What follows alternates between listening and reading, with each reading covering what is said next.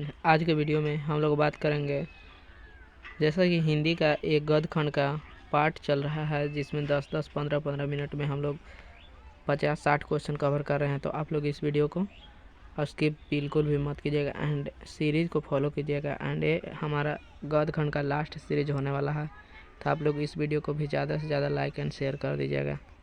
चलिए स्टार्ट करते हैं। देखिए, यथार्थ के इस लेन देन का नाम ही संसार है। यह पंक्ति किसका द्वारा लिखा गया है? तो किसके द्वारा लिखा गया है? तो मलयज के द्वारा लिखा गया। तो इसका हो जाएगा ऑप्शन बी, हो जाएगा मलयज के द्वारा। मलयज की रचना नहीं है, मलयज की रचना नहीं है। तो कौन वाला रचना नहीं है मलयज जी का? तो देखो, न आने वाला कल, सदियों का संताप, बकलम खुद, ये तीनों रचना है मलयज जी का। तो इनमें कौन रचना नहीं है? तो इनमें से कोई नहीं मलयज जी का, मलयज जी की रचना नहीं है। इनमें से कोई मलयज जी की रचना नहीं है। ओके। हंसते हुए मेरा अकेलापन के लेखक कौन है? हंसते हुए मेरा अकेलापन के लेखक कौन है? मलयज। मलयज की कौन सी रचना है? मलयज की कौन सी रचना है? तो हंसते हुए मेरा अकेलापन। मलयज का जन्म कहाँ हुआ था? मलयज का जन्म कहाँ हुआ था? तो आजमगढ़ में हुआ था मलयज जी का जन्म।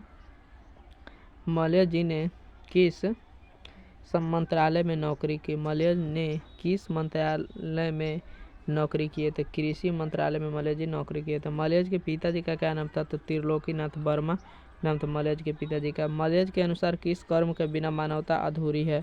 किस कर्म के? रचनात्मक कर्म, आत्मपरक कर्म, श्रेय कर्म, इनमें से कोई नहीं था रचनात्मक कर्म के बिना। ऑप्शन ए हो जाएगा। मलयज छात्र जीवन में किस रोग से ग्रसित थे? तो किस रोग से ग्रसित थे? तो क्षय रोग से ग्रसित थे। सेब बेचने वाली लड़की की आयु कितनी वर्ष थी? तो कितनी वर्ष थी सेब बेचने वाली लड़की की आयु? 7 से 8 वर्ष। ऑप्शन ए हो जाएगा 7 से 8 वर्ष। सूचना के केंद्र में लेखक को आकर्षित करने वाला अधेड़ व्यक्ति कौन था? तो बलभद्र ठाकुर था, बलभद्र ठाकुर। निम्नलिखित में कौन सी मलयज की आलोचना है? कौन सी आलोचना है मलयज की? कविता के साक्षात्कार। पेड़ किस लिए काटे जा रहे हैं? ईंधन के लिए, बेचने के लिए, घर बनाने के लिए। तो किस लिए? तो ईंधन के लिए, ईंधन के लिए। इस चैप्टर के अनुसार ईंधन के लिए। ऐसे तो घर बनाने के लिए, बेचने के लिए, सभी के लिए काटा जा रहा है, लेकिन इसमें ऑप्शन बी हो जाएगा, ईंधन के लिए काटा जा रहा है इस चैप्टर के अनुसार। आगे चलते हैं।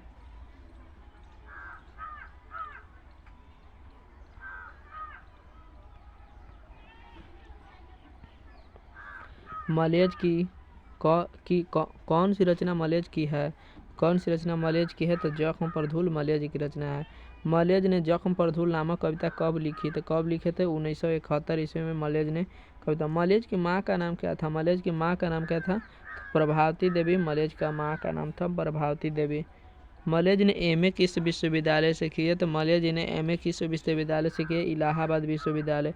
सुरक्षा कहाँ हो सकती है? सुरक्षा कहाँ हो सकती है? घर के भीतर, अंधेरे में, पलायन में, मतलब पलायन में भागने में, या चुनौती को झेलने में। तो कहाँ हो सकती है सुरक्षा? चुनौती को झेलने में। रचने और भोगने का रिश्ता कैसा होता है? तो कैसे? रचने और भोगने का रिश्ता द्वंद्वात्मक होता है। हंसते हुए मेरा अकेलापन के लेखक कौन है? तो हंसते हुए मेरा अकेलापन के लेखक मलयज जी हैं। मलयज जी का जन्म कब हुआ था? मलयज जी का जन्म सन 1935 ईस्वी में हुआ था। मलयज जी का पूर्ण नाम क्या है? तो भरत जी श्रीवास्तव मलयज जी का पूरा नाम है। जख्म पर धूल शीर्षक कविता किसकी रचना है? जख्म पर धूल शीर्षक कविता किसकी रचना है? तो किसकी रचना है? मलयज जी का। 1995 में परिवेश सम्मान किसे प्राप्त हुआ? किसे प्राप्त हुआ था? ओम प्रकाश वाल्मीकि जी को परिवेश सम्मान प्राप्त हुआ था। जूठन शीर्षक में किसने झाड़ू छीनकर फेंक दी? ये जूठन वाला है। ओके, देख लेते हैं। तो किसने? पिताजी, लेखक के पिताजी थे। हंसते हुए मेरा अकेलापन किस विधा में लिखित है? तो किस विधा में लिखित है? ये क्या है? हंसते हुए मेरा अकेलापन क्या है? तो डायरी है। हंसते हुए मेरा अकेलापन डायरी है। हर आदमी उस संसार को रचता है जिसमें वह जीता है और भोगता है। यह कथन किसका है? तो मलयज जी का। ऑप्शन सी हो जाएगा। आगे देखते हैं। तिरिच किस प्रकार की रचना है? तिरिच किस प्रकार की रचना है? तो आधुनिक त्रासदी का उदय प्रकाश की कहानी कौन सी है? तो तिरिच है उदय प्रकाश जी की कहानी। उदय प्रकाश ने किस विश्वविद्यालय से एमए किया? किस विश्वविद्यालय से एमए किया? तो सागर विश्वविद्यालय, सागर से किए। ओके।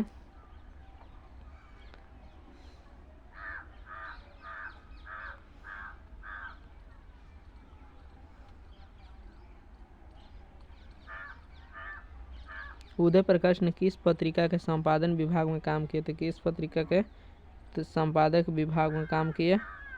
तो दिनमान। तो किस पत्रिका में काम किए?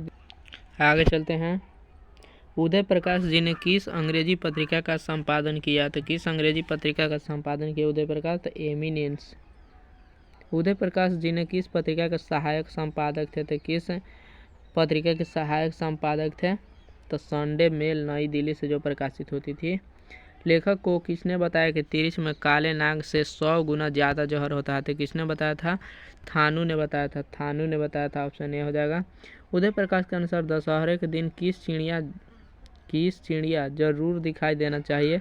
तो कौन सी चिड़िया जरूर दिखाई देना चाहिए दशहरे के दिन? तो नीलकंठ। Option C.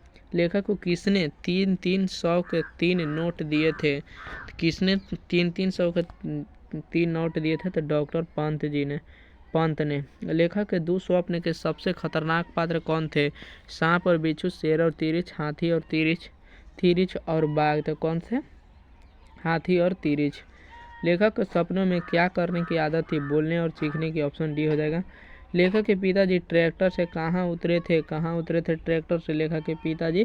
तो मिनर्वा टाकीज के पास। Option B. खतरनाक सपने में लेखक का सबसे बड़ा अस्त्र क्या था? लेखक का सबसे बड़ा अस्त्र तो आवाज़ था। चीखते थे तो उनकी नींद टूट जाती थी। लेखक के पिताजी शहर क्यों गए थे? अदालत में पेशगी के लिए। कौन सी कहानी उदय प्रकाश जी की नहीं है? कौन सी कहानी वारिस नहीं है उदय प्रकाश जी की? लेखक के पिता को बचपन में किस रोग की शिकायत थी? एपेंडिसाइट की शिकायत थी। तिरिच कहानी के पिताजी का नाम क्या था? तो क्या नाम था? तो राम स्वास्थ्य प्रसाद।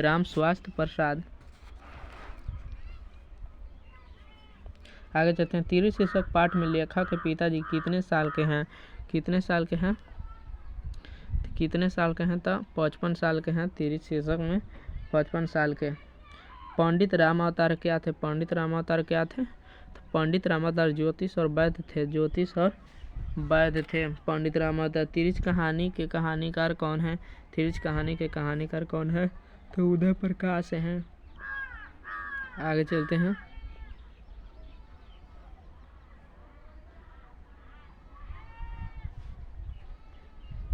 कौन सी कृति उदय प्रकाश की नहीं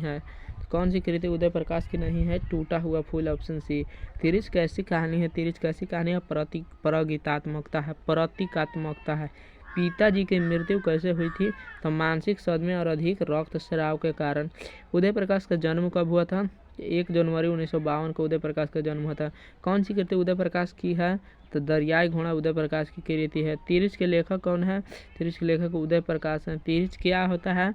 तो 20 खापर या जहरीला लिजार्ड बोलते हैं। अरेबा परेबा उदय प्रकाश की कैसी कृति है? तो कहानी संग्रह है। कहानीकार को सपने में बोलने और सीखने की आदत है। यह किसने बताया? लेखक की माता जी ने। तिरिच को कैसा कहानी माना जाता है? तो कैसा कहानी में जादुई यथार्थ की कहानी माना जाता है। तिरिच कहानी के केंद्रीय घटना का संबंध किससे है? किसे? कहानीकार के पिताजी से है। आगे चलते हैं। लास्ट चैप्टर है और इसके बाद हम लोग फिर देखेंगे गद्य खंड हो जाएगा तो पद खंड में, अब फिर हमारा हिंदी पूरा ख़त्म हो जाएगा। तो आप लोग इस सीरीज को फॉलो ज़रूर कीजिएगा। ज़्यादा से ज़्यादा कितना सीरीज बनेगा? ज़्यादा से तो 15 से 20 सीरीज बनेगा 10-10 मिनट के। तो आप लोग अंदाज़ा लगा ही सकते हो कि कितना ज़्यादा 2 घंटे या 3 घंटे का बनेगा, जिसमें हम लोगों का 100 मार्क्स कवर हो जाएगा। ओके, तो आप लोग इस वीडियो को एक ठो भी स्किप मत कीजिएगा एंड सभी दोस्तों के पास शेयर कर दीजिएगा एंड चैनल को लाइक और सब्सक्राइब कर दीजिएगा। ओके, चलिए। लेड बीकर के नज़र में जय कृष्णमूर्ति क्या थे? तो विश्व शिक्षक थे। आगे चलते हैं। जय कृष्णमूर्ति की इनमें कौन सी रचना है? तो शिक्षा है जय कृष्णमूर्ति की रचना। जय कृष्णमूर्ति का जन्म कहाँ हुआ था? तो आंध्र प्रदेश में हुआ था। माँ की मृत्यु के समय जय कृष्णमूर्ति कितने वर्ष के थे? तो 10 वर्ष के थे। जय कृष्णमूर्ति की शिक्षा कृति क्या है? तो क्या है शिक्षा कृति? तो संभाषण है। मेधा कहाँ नहीं हो सकती, जहाँ भय होती है वहाँ। लेखक के अनुसार कुछ परीक्षाएं उत्तीर्ण कर लेने से कहीं ज़्यादा कठिन क्या है, जीवन में उन्नति, जीवन खुशीपूर्वक व्यतीत करना, जीवन को समझना। तो जीवन को समझना। लेखक के अनुसार सच्ची शिक्षा में क्या देती है, क्या देती है, व्यापकता देती है। Option C. बचपन में किस वातावरण में रहना चाहिए, स्वतंत्र वातावरण में रहना चाहिए बचपन से ही। शिक्षा शीर्षक पाठ के अनुसार सत्य की खोज तभी संभव है जब स्वतंत्रता हो। जे कृष्णमूर्ति के अनुसार मानव के विचारों को, उसके संबंधों तथा उसके प्रेम को कौन नष्ट कर देता है, तो भय नष्ट कर देता है। जे कृष्णमूर्ति के अनुसार संपूर्ण विश्व किस पर ओर अग्रसर है, तो नाश की ओर अग्रसर है संपूर्ण विश्व। The first and last freedom किसकी कृति है, जे कृष्णमूर्ति जी की कृति है। साम्यवादी किससे लड़ रहा है, साम्यवादी किससे लड़ रहा है, पूंजीपतियों से लड़ रहा है साम्यवादी। जे कृष्णमूर्ति का जन्म कब हुआ था, जे कृष्णमूर्ति का जन्म हुआ था 12 मई 1895 को। जे कृष्णमूर्ति का पूरा नाम क्या है, जे कृष्णमूर्ति का पूरा नाम जीदू कृष्णमूर्ति है। The first and last freedom किसकी कृति है, तो जे कृष्णमूर्ति की। जे कृष्णमूर्ति के संबंध में कौन सा तथ्य सही है, तो वे प्रायः बोलते थे, संभाषण करते थे। शिक्षा पाठ के रचयिता कौन है, तो जे कृष्णमूर्ति हैं। और कौन है, जे कृष्णमूर्ति का जन्म किस राज्य में हुआ था, तो आंध्र प्रदेश में जे कृष्णमूर्ति का जन्म हुआ था। लीडबेकर किसमें विश्व शिक्षक के रूप में देखते थे, तो जे कृष्णमूर्ति को। जे कृष्णमूर्ति इनमें से कौन सी रचना है, तो शिक्षा। चलिए, तो ये हम लोगों का चैप्टर खत्म हो चुका है। तो आप लोग इसमें 5 सीरीज टोटल बना है, टोटल 5 सीरीज है एंड सब लगभग 10 से 15 मिनट का है। तो आप लोग इसके एक भी सीरीज को स्किप किए होंगे तो उसको जाके देख लीजिएगा एंड सभी दोस्तों के पास शेयर कर दीजिएगा एंड लाइक कर दीजिएगा एंड चैनल को सब्सक्राइब कर दीजिएगा ताकि हमें सपोर्ट मिल सके एंड मैं ज़्यादा से ज़्यादा आप लोगों का मदद कर सकूं। Okay, thank you.